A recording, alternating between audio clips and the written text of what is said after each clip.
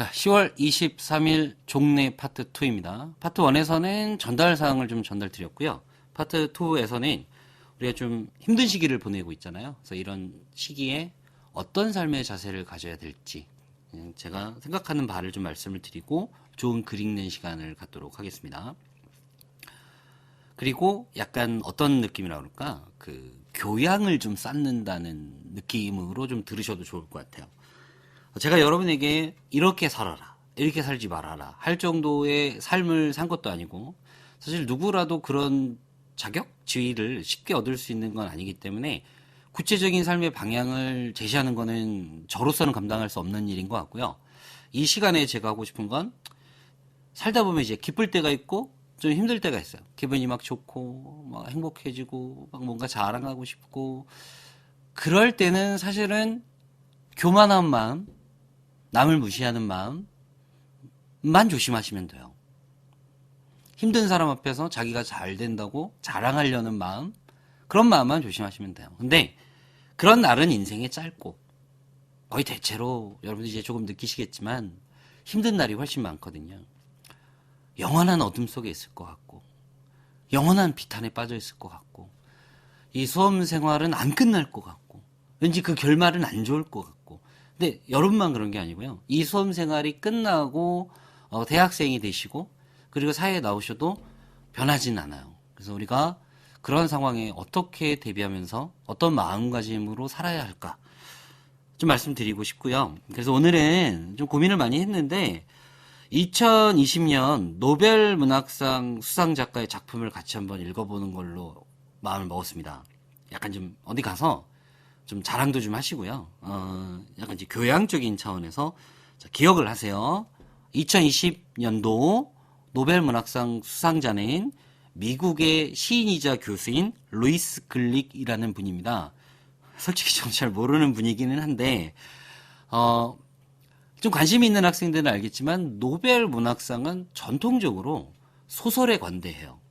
그리고 시에 대해서는 좀 약간 업신여긴다 또는 깐깐하다 이런 편견 같은 게 있었는데, 그런 편견을 좀 깨고 시인이자 또 약간 남성 위주의 수상자를 많이 배출했다면 여성인 로이스 글릭이라는 시인이자 교수인 분이 이 상을 받게 됐는데, 일단 이름 한번 기억해 볼까요? 로이스 글릭이에요. 어디 가서 좀 자랑하고 싶으시면 이름은 기억하셔야 될 것 같고, 그리고 그분의 시 한 편 정도는 좀 알고 있어야 될 것 같아서 여러 편을 봤는데, 저한테 가장 꽂혔고 여러분에게 가장 하고 싶은 얘기가 잘 담겨져 있는 시는 눈풀꽃이라는 시입니다.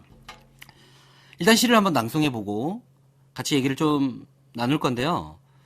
원래 영시이기 때문에 영어로 읽어드리는 게 마땅히 옳겠으나, 제 영어 발음을 여러분이 들으시면 기절하실 것 같아서 그냥 류시화 시인이자 번역가 아시죠? 그 류시화 시인이 번역해 놓은 한글로 제가 시를 읽겠습니다.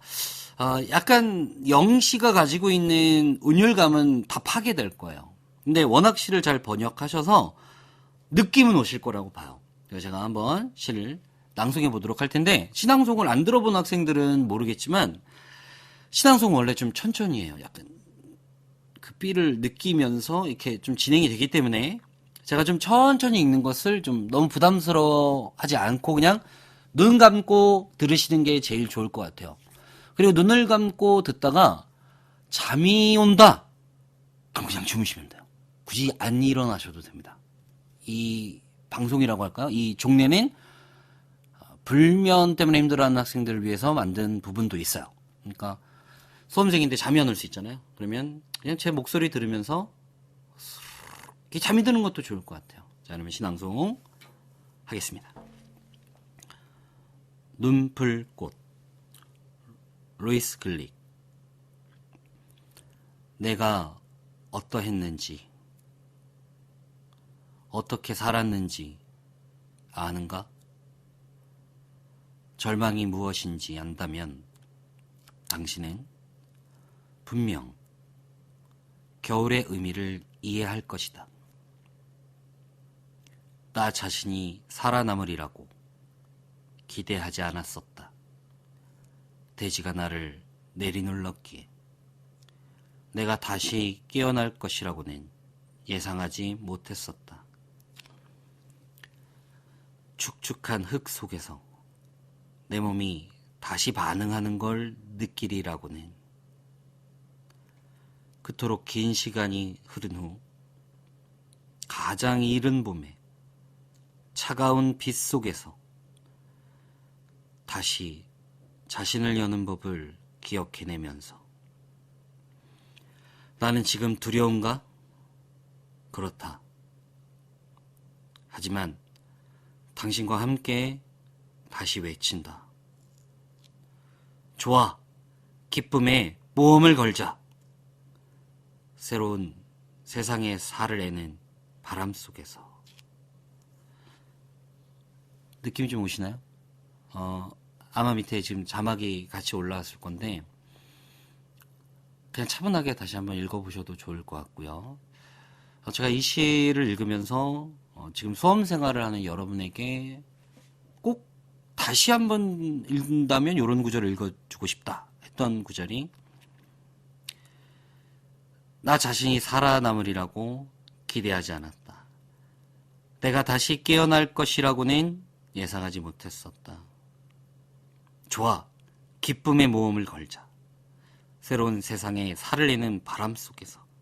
요런 부분들이었는데 지금이야 이제 수능이 다가오는 게 너무 사실 두렵고 안 왔으면 좋겠고 회피하고 싶은 마음일 수 있을 것 같아요. 물론 이제 수험생 중에는 그냥 어차피 치를 거 빨리 끝내자, 빨리 왔으면 좋겠다 이런 수험생도 일부는 있겠지만 많은 수험생들이 얼마나 지금 힘들겠습니까? 근데 결국 여러분은 다시 소생하실 거예요. 다시 환희 속에서 살아가시게 될 겁니다. 그게 내년 봄이 되겠죠. 지금 겨울이지만 내년에 이제 봄이 온다면, 온다면이 아니라 봄이 오면 여러분은 누구보다 행복한 삶을 살 거예요. 근데 아직 그 시간이 오지 않았기 때문에 불확실성 속에서 고민만 하고 있겠죠. 이럴 때 필요한 건 자신감 또는 도전정신, 싸워보겠다는 의지, 이런 것 같아요. 혼자 가만히 있으면 누구나 한없이 침잠합니다. 가라앉아요. 제가 이 방송 또 이런 종례를 하는 거는 다른 수험생도 나랑 똑같구나. 근데 이 다른 수험생에는 작년의 수험생, 재작년의 수험생, 10년 전, 20년 전, 저도 한때 수험생이었지 않겠습니까? 근데 저는 매년 수험생과 같이 이렇게 생활을 하잖아요. 그러면 제가 고3 때 겪었던 일들이 계속 떠올라요. 근데 그런 생각이 좀 드는 게, 그때 좀만 대범해야 할 걸. 그때 좀만 배포를 가질 걸. 너무 걱정이 많았어요. 너무 두려웠었고. 아까 말씀드렸듯 회피하고 싶었고.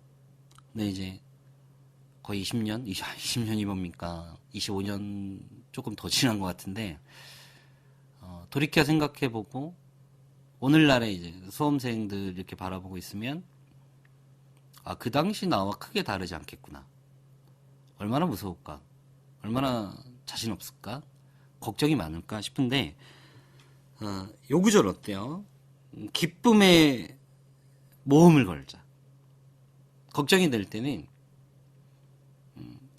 수능을 아주 잘 보고 내년에 행복해할 여러분의 모습을 떠올렸으면 좋겠어요. 근데 여러분 중엔 또 그게 안 될 수도 있잖아요. 확실하지 않잖아요. 이럴 수 있는데, 그러니까 이 시인이 이렇게 말했죠. 모험을 걸자. 모든 게 안정돼 있고 모든 게 확실하면 굳이 뭐하러 살아갈까요? 즐기기 위해서? 밖에는 설명이 안 돼요. 근데 이 불확실함 속에서 내가 나를 깎아내는 나와의 투쟁, 또 나에게 주어진 운명과의 투쟁, 이 과정 속에서 우리는 우리 삶을 주체적으로 만들어 가거든요. 암담한 겨울에 봄을 어떻게 기약할 수 있겠어요? 그러나 결국 꽃은 필 거고 그 꽃은 여러분이 될 거라는 생각이 듭니다. 많이 힘든 시간들을 보내고 계시겠지만 그냥 힘내라 이런 말밖에는 사실 할 말이 없어요. 내 자신을 믿어라 이런 말밖에는 할 말이 없어요. 그러나 그 말을 좀 멋있게 한다면 우리 기쁨의 모험을 걸자. 앞으로 다가올 내 인생의 환희를 생각하자.